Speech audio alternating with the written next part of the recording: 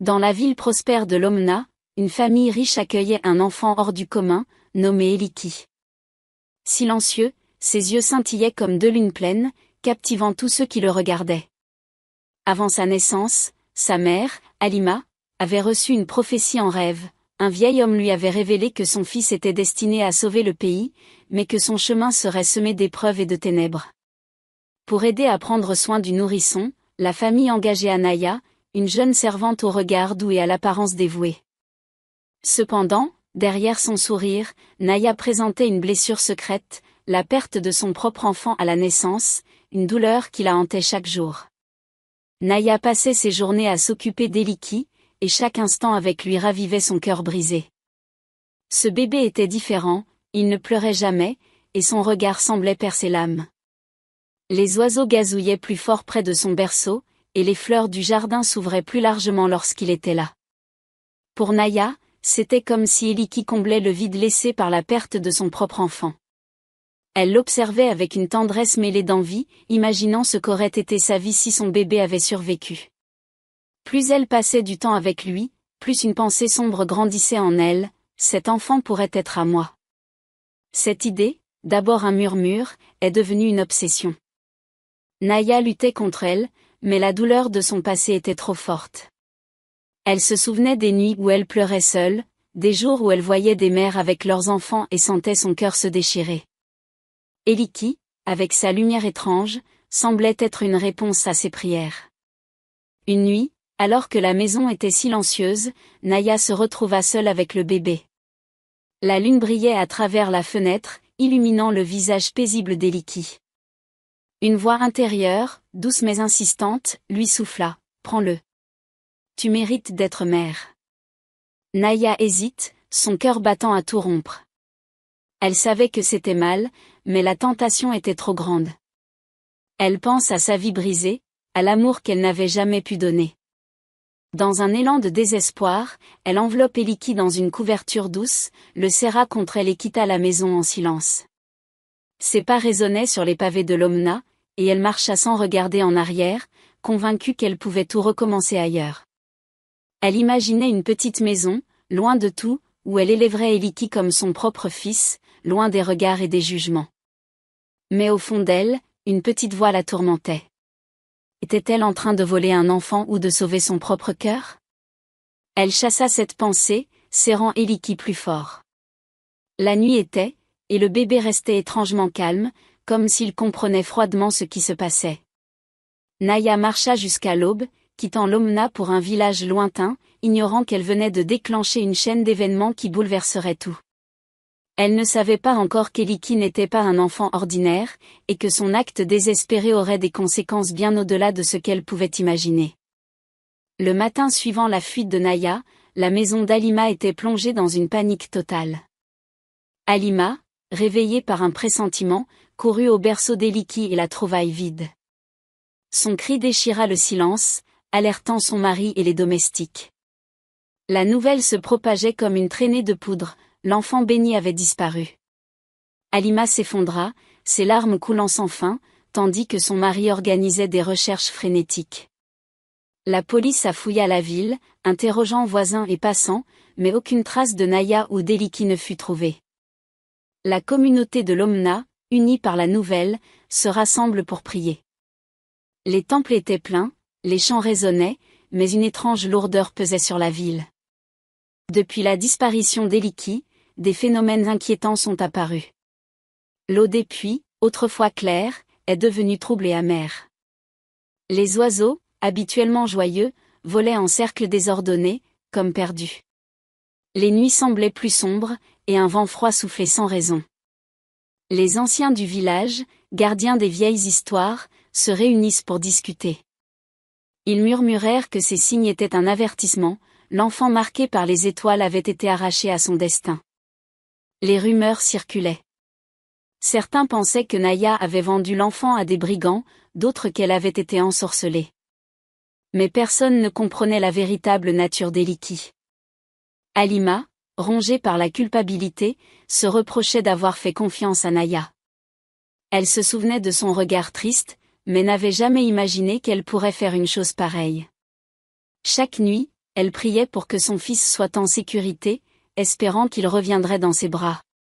Pendant ce temps, les phénomènes étranges s'intensifiaient. Les cultures commençaient à flétrir, et des rêves troublants hantaient les habitants. Les anciens parlaient d'un feu descendant du ciel, un présage de colère divine. Les enfants du village racontaient avoir vu des ombres danser sous la lune. La peur s'installait, et la ville, autrefois vibrante, semblait perdre son éclat. Les gens se demandaient, qui était vraiment Eliki? Pourquoi sa disparition causait-elle un tel chaos? Halima et son mari refusaient d'abandonner. Ils offriraient des récompenses, engageaient des pisteurs, mais chaque jour sans nouvelles était un coup de plus. Pourtant, au fond de son cœur, Halima sentait que son fils était vivant. Elle se raccrochait à la prophétie du vieil homme, Eliki était destiné à sauver le pays. Mais comment pourrait-il accomplir son destin s'il était perdu? La ville entière attendait un signe, un miracle, ignorant que l'enfant mystique, même loin, continuait d'influencer le monde autour de lui. Naya, après des jours de voyage, s'installe dans un petit village isolé, loin des salutations de l'Omna. Elle loua une maison modeste avec l'argent qu'elle avait emporté, espérant commencer une nouvelle vie avec Eliki. Elle le berçait chaque soir, lui chantant des chansons qu'elle avait imaginées pour son propre enfant perdu.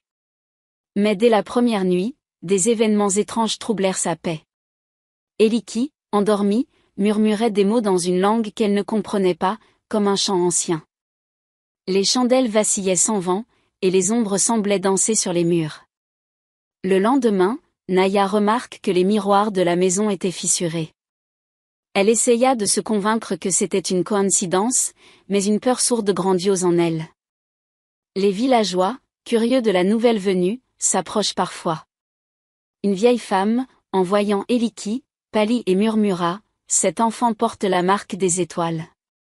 Il ne t'appartient pas. » Ces mots frappèrent Naya comme un coup, mais elle les rejeta. « Ils sont jaloux, se dit-elle. Ils veulent que je prenne mon fils. » Naya s'isola de plus en plus, entraînant les salutations.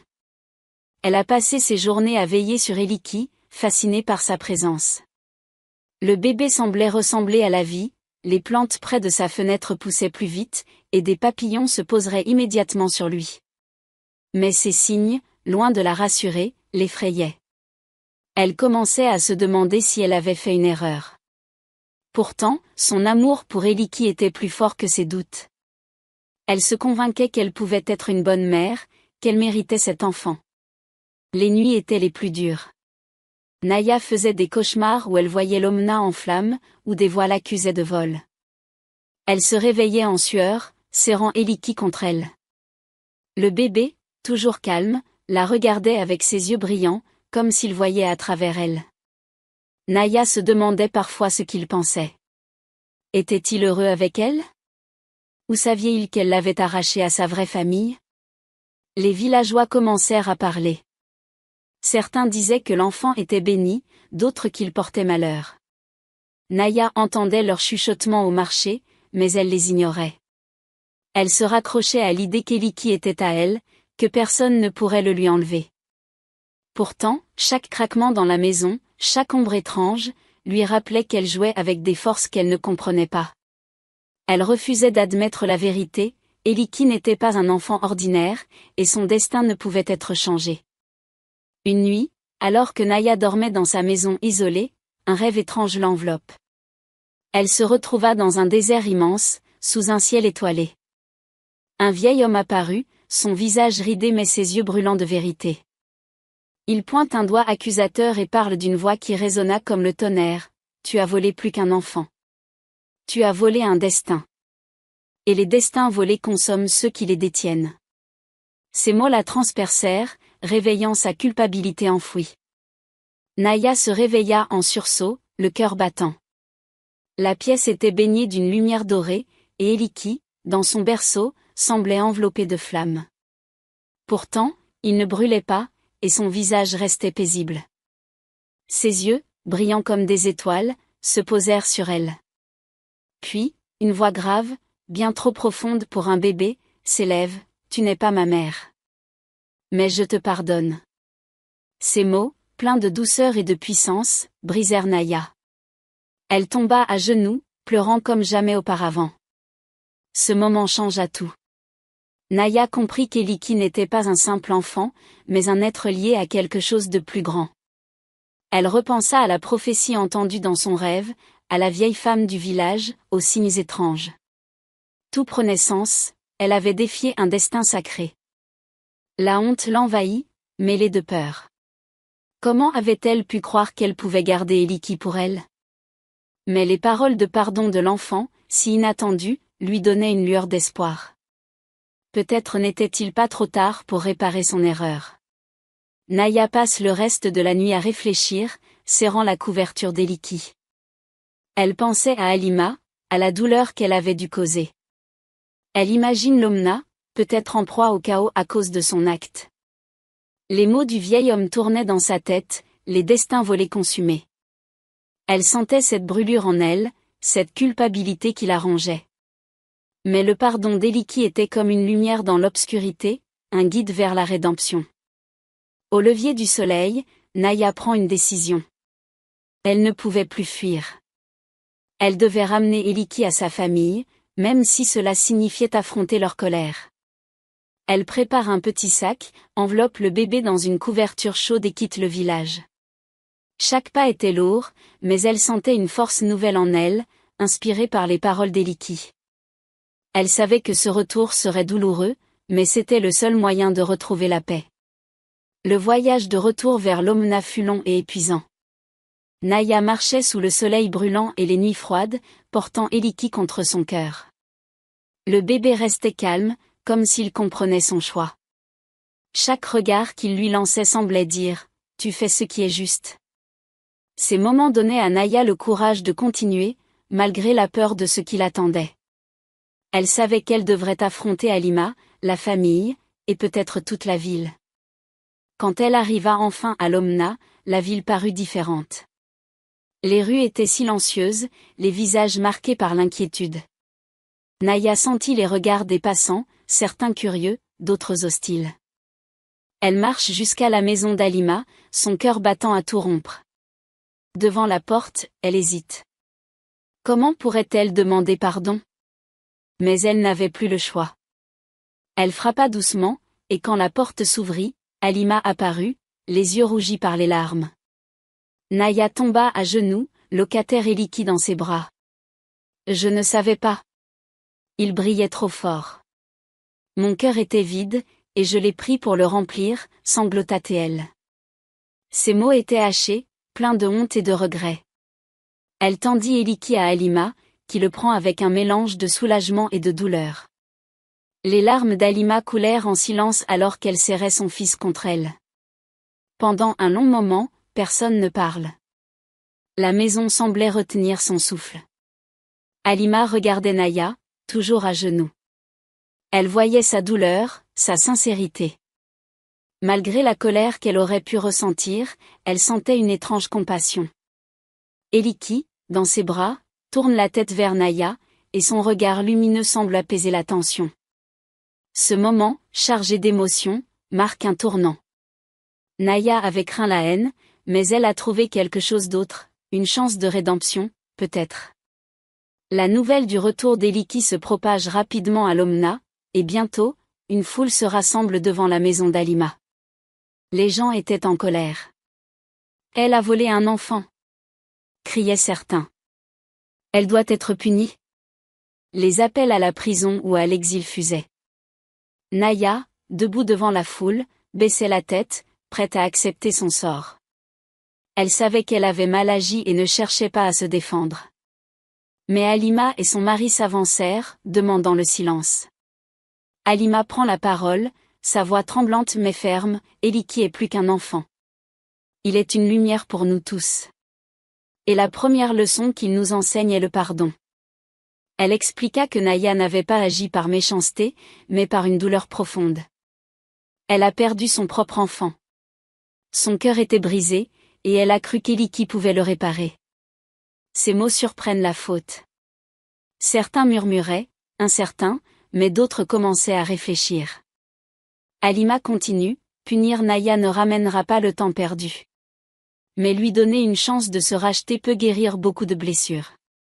Elle annonce alors une décision inattendue, Naya resterait dans leur maison, non comme servante, mais comme protectrice d'Eliki, sous leur surveillance. Elle travaillerait pour regagner leur confiance, tout en veillant sur l'enfant qu'elle avait aimé, même à tort. Cette clémence choqua beaucoup de gens, mais elle touche aussi les cœurs. Les anciens du village, d'abord sceptiques, approuvèrent, voyant dans cette décision une sagesse rare. Naya, les larmes aux yeux, promettent de consacrer sa vie à protéger Eliki. Elle savait que ce ne serait pas facile, mais elle était reconnaissante pour cette seconde chance. La faute se disperse, laissant place à un nouveau départ pour l'Omna. Les années passèrent, et Eliki grandit sous les regards attentifs de sa famille et de Naya. Il est devenu un jeune homme d'une sagesse extraordinaire, parlant peu mais toujours avec une profondeur qui touchait les cœurs. Ses yeux, toujours brillants, semblaient voir au-delà du monde visible. Il guidait les gens de l'Omna avec douceur, résolvant les conflits par des mots simples mais puissants. On disait qu'un seul de ses regards pouvait apaiser une âme tourmentée. Naya, désormais une figure respectée, veillait sur lui comme une ombre protectrice. Elle avait changé. La douleur qu'il avait autrefois consommée s'était transformée en un amour pur et désintéressé. Eliki, loin de la juger, lui parlait souvent. Il disait, « Celle qui m'a volé a appris à aimer.